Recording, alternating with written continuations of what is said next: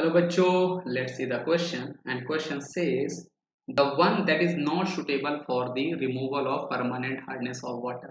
मतलब इसमें से कौन से मेथड हैं, जितने भी मेथड्स हमारे पास दिए गए हैं हमें ये पहचानना है इसमें से कौन सा method permanent hardness of water को रिमूव करने के लिए सुटेबल नहीं है। तो सबसे पहले बेटा आपको ये पता होना चाहिए कि जो हमारे वाटर में परमानेंट हार्डनेस होती है वो किसके कारण होती है।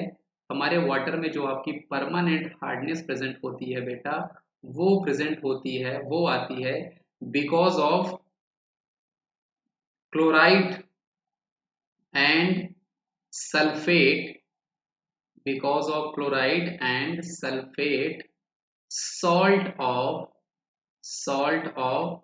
कैल्शियम एंड मैग्नीशियम, है ना। और इसके लिए हमारे पास कैल्गन्स मेथड, आयन एक्सचेंज मेथड और ट्रीटमेंट विद सोडियम कार्बोनेट, ये तीनों ही मेथड्स इसके लिए सुटेबल हुआ करती है। यहाँ पे हम परमानेंट हार्डनेस को अपने सॉल्ट वाटर में कन्वर्ट कर लेते हैं। लेकिन यहाँ पर हमारे पास जो क्लार्क मेथड होता है ये एक्चुअली में टेम्पररी हार्डनेस को रिमूव करने के लिए रिमूव होता है। मतलब ये जो हम लोग क्लार्क मेथड्स यूज करते हैं, क्लार्क मेथड हम लोग यूज करते हैं, ये एक्चुअल में टेम्पररी हार्डनेस, जो हमारे वाटर में टेम्पररी हार्डनेस हुआ करती है, इसको दूर करने के लिए हम इस मेथड का यूज करते हैं।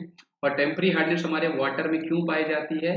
This is because of presence of bicarbonate salt of, this is because of presence of bicarbonate salt of calcium and magnesium. मतलब कैल्शियम और मैग्नीशियम के जो बाई कार्बोनेट सॉल्ट होते हैं उसके कारण हमें टेम्पररी हार्डनेस मेथड होती है। और क्लार्क मेथड जो होता है वो हम लोग इसके लिए यूज करते हैं। इसमें हम लोग करते क्या है कि जैसे हमारे पास कैल्शियम बाई कार्बोनेट है जिसके कारण टेम्पररी हार्डनेस है, इसकी रिएक्शन हम लोग कैल्शियम हाइड्रोक्साइड से कराया करते हैं। तो ये क्या करता है, हमारे इम्प्योरिटीज, ये जो हार्डनेस प्रेजेंट होती है इसको ये पीपीटी CaCO3 के फॉर्म में कन्वर्ट कर देता है और साथ में वाटर मॉलिक्यूल भी हमें यहाँ पर मिलता है।